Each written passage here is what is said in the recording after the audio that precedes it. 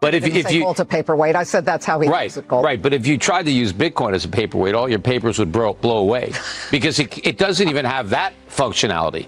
Right? It's basically nothing. It's not digital gold. It's digital nothing. It's a pyramid. It's like a Ponzi. People buy it because they think somebody else is going to buy it at a higher price. But Peter Schiff has been one of Bitcoin's most outspoken critics for over a decade. Whether you agree with him or disagree with him, he's influenced how millions of people think about Bitcoin. Today, we're going to slow down one of his arguments and evaluate it using critical thinking. Welcome to Critical Thinking Lab. Most people think critical thinking means questioning everything. It doesn't. Critical thinking is the process of understanding an argument before deciding whether it makes sense. It's about defining terms, questioning assumptions, looking at evidence, and asking whether the conclusion actually follows. On this channel, we don't tell you what to think. We show you how to think. Before we begin, this video is for educational purposes only. Nothing in this video is financial advice. I'm not telling you to buy, sell, or hold Bitcoin or any other asset. My goal is simply to teach a framework you can use to evaluate claims for yourself. Always verify information independently and make your own decisions. Now let's go back to Peter's first statement. If you tried to use Bitcoin as a paperweight, all your papers would blow away. That line usually gets a laugh. But let's slow it down. The first thing a critical thinker should ask is, what exactly is being compared? Peter is comparing Bitcoin to a paperweight. A paperweight has a very specific job. It keeps papers from blowing away. Bitcoin obviously doesn't do that. But here's the next question. Was Bitcoin ever designed to do that? Probably not. Imagine someone said, "A refrigerator is a terrible lawnmower." That statement is true. But does it tell us anything useful about refrigerators? Not really. Why? Because we're judging the product against a purpose it was never designed to fulfill. The same reasoning applies here. If Bitcoin was created to transfer digital value, should we evaluate it based on whether it can hold papers on a desk? Or should we evaluate it based on whether it accomplishes the purpose it claims to serve? Notice something important. We haven't answered the question. We've only changed the question. That's what critical thinking often looks like. Instead of rushing toward an answer, we first make sure we're asking the right question. Because if we start with the wrong question, even a perfectly logical answer won't get us very far. This introduces an important critical thinking principle. Always make sure you're evaluating something against its intended purpose. Otherwise, almost anything can be made to look useless. A calculator makes a terrible hammer. A hammer makes a terrible calculator. Neither observation tells us much about whether the tool is actually good at the job it was designed to perform. So, before deciding whether Peter's conclusion is reasonable, a critical thinker pauses and asks, is this comparison actually relevant? Or are two completely different things being compared simply because it creates a memorable soundbite? That question alone can completely change how you evaluate an argument. Now let's move to Peter's next statement. He says, Bitcoin is digital nothing. At first, that sounds like a powerful argument. But before we decide whether we agree, let's ask another critical thinking question. What does nothing actually mean?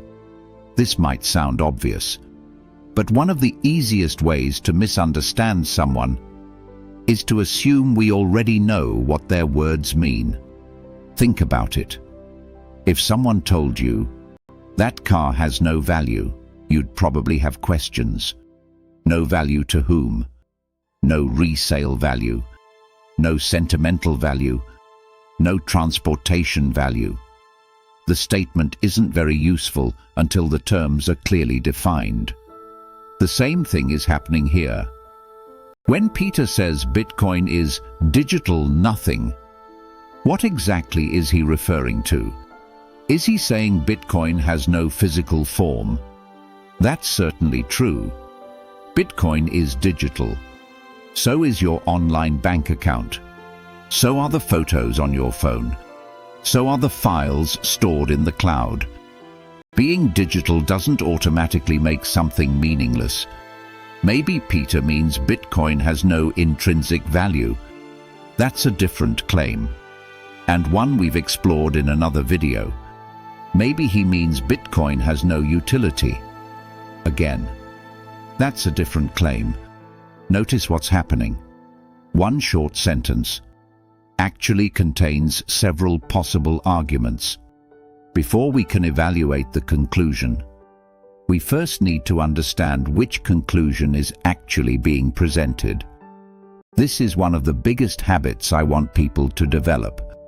Don't argue against the version of the claim that's easiest to answer. Understand the strongest version of the claim first. Only then should you begin evaluating it. Now let's ask another question. What was Bitcoin originally created to do? According to the Bitcoin white paper, its purpose was to allow value to be transferred electronically, without relying on a trusted third party. Whether Bitcoin succeeds at accomplishing that goal is something reasonable people can debate. But that's the claim we should evaluate, not whether it's physical, not whether it feels like gold, not whether it can sit on your desk. Critical thinking always asks, are we evaluating something based on the purpose it claims to serve, or based on a completely different standard? Once we understand the purpose, we can begin asking better questions. Does it actually solve that problem? Does it solve it well? What are its strengths? What are its weaknesses? Those questions move us much closer to understanding than simply accepting a memorable phrase. Speaking of ownership, one of the most unique things about Bitcoin is that if someone chooses to own it, they also have the option of holding it themselves. And if you decide to do that, the hardware wallet you choose matters. Quick note before we continue. Whenever I talk about Bitcoin, one of the questions I get asked most often is, if someone decides to own Bitcoin, what's the best way to secure it? Personally, I use Trezor. In fact, I was recommending Trezor long before I became an affiliate because it's the hardware wallet I personally use and trust. As a professional user experience designer, I pay attention to details that make products easier and safer to use. That's one of the reasons I like Trezor. When you're verifying a transaction, the information is broken into smaller, readable sections instead of one long string of characters. It sounds like a small detail, but when you're moving real money, small details matter. I also appreciate that Trezor offers a Bitcoin-only firmware option for people who only use Bitcoin. Reducing unnecessary complexity can provide additional peace of mind. The Trezor suite software is also clean, simple, and intuitive. It lowers the learning curve for people who are new to self-custody. Since recording my earlier videos, I've officially joined the Trezor affiliate program. If you're interested in learning more, or you'd like to support Critical Thinking Lab, you'll find my affiliate link in the description below. Using that link doesn't cost you anything extra. It simply helps support future educational content on this channel. But whether you use my link or not, My advice stays the same. Never buy a product just because someone recommends it. Do your own research. Compare your options and choose the solution that's right for you. Now let's move to Peter's next claim. He says Bitcoin is a pyramid. He also says Bitcoin is a Ponzi. Those words get used a lot, especially when people want to quickly dismiss something. But before accepting either label, a critical thinker asks another important question. What do those words actually mean? Let's start with a pyramid scheme. A pyramid scheme generally involves people earning money primarily by recruiting additional participants. The continued success of the system depends on bringing new people into it. Now let's look at a Ponzi scheme. A Ponzi scheme is different. It usually involves a central operator.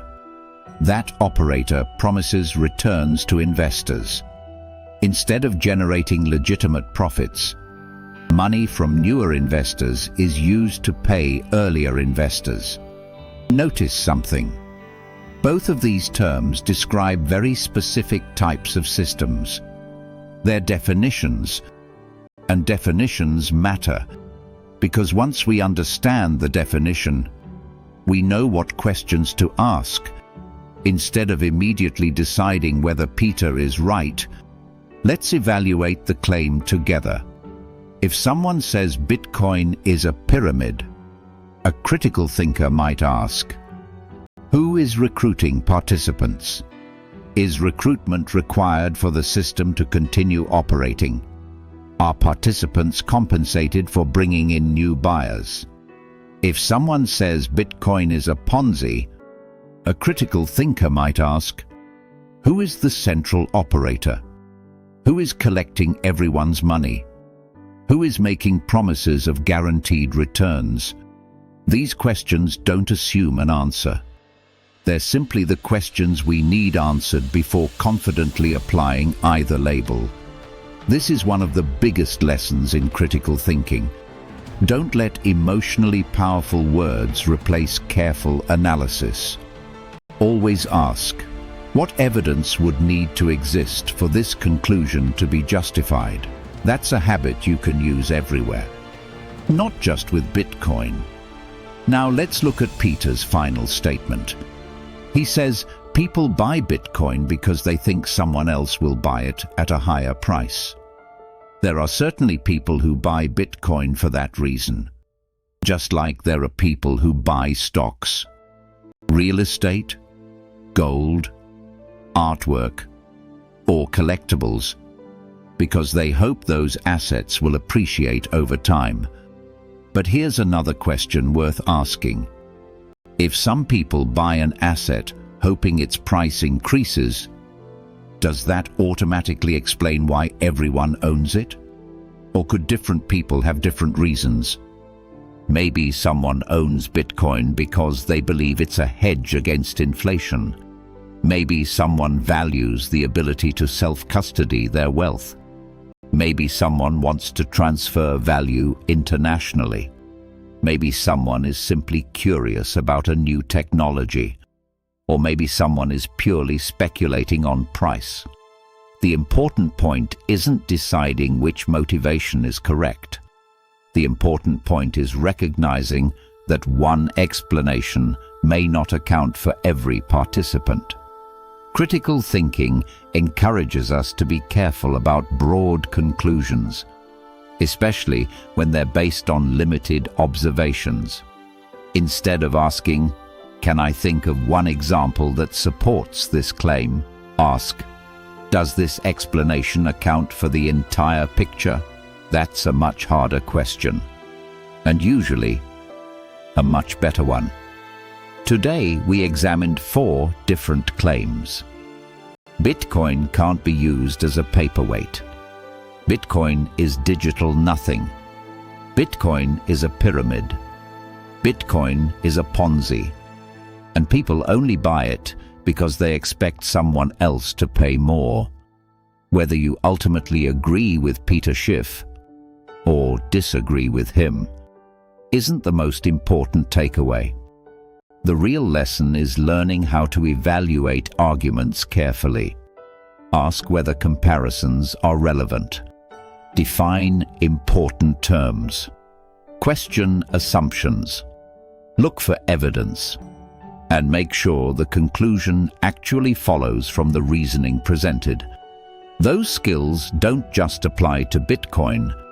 They apply to investing, politics, technology, health, the news, and everyday life.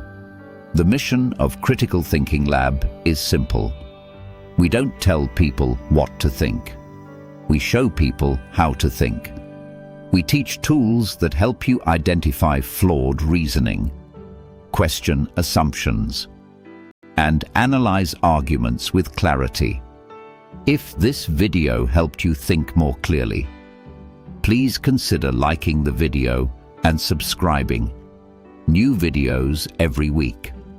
And if you'd like to support the channel, you'll find my Trezor affiliate link in the description. It's a product I personally use, and one I was recommending long before becoming an affiliate. Think clearly, and we'll see you in the next lab.